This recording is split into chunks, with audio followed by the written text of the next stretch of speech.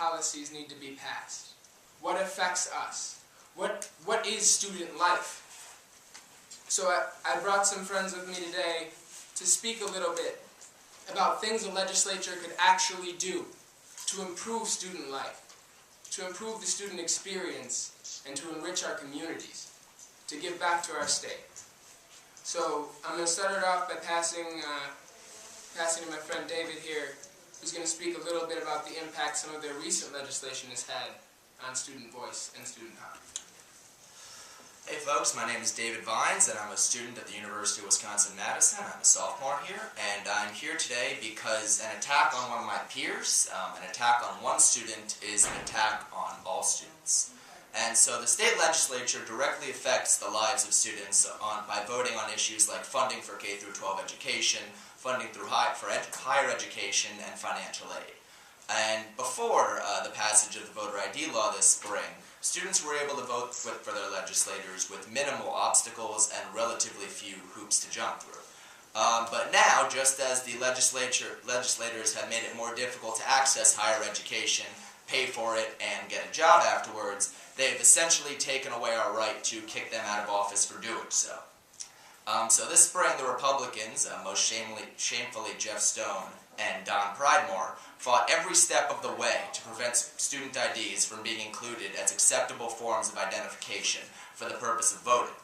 And after we finally pressured them into caving, they knowingly created requirements for student IDs that were so strict that not a single college in the entire UW system has IDs that comply to their ridiculous and arbitrary standards. On top of that, the Wisconsin State Journal reported last week that these new IDs could cost the University of Wisconsin-Madison about $700,000 every 2 years. And so that's a tax of $1.5 million over the course of a 4-year undergraduate's tenure at the university.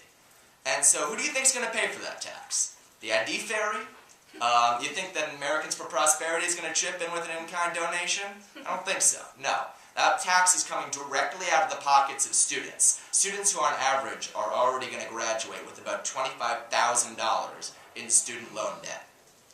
So once again, Republicans have shown that creating jobs and economic prosperity for working class Wisconsinites is less of a priority for them than taking basic rights away from our state's most vulnerable citizens, as voter ID requirements disproportionately affect students, lower income families, minorities, the elderly, and the disabled. And just for the record here, I've got 3 forms of identification, 3 forms of photo ID, and I still legally cannot vote in this state. I've got a student ID, I got a driver's license, and I got a passport card for some reason. I don't know what that's for. 3 forms of ID, and I still cannot vote in this state.